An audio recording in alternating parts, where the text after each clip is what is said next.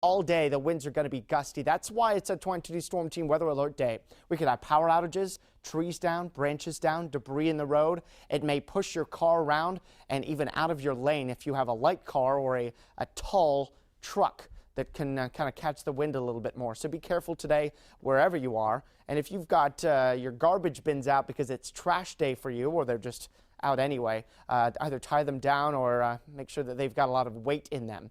Temperatures turning colder. We've already noticed a big temperature drop already today, and the numbers are going to keep dropping as we go into the weekend. And as far as snow, we could catch a few flurries or a brief snow shower tomorrow. This is our wind gust forecast. Pay attention to the areas in purple here.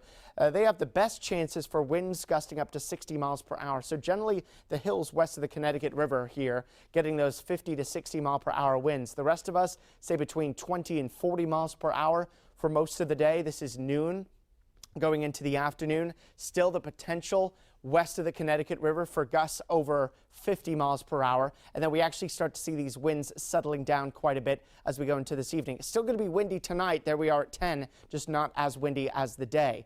Temperatures will also slowly be dropping even as we go into the afternoon, from the mid 40s this morning to the upper 30s by 4 o'clock. So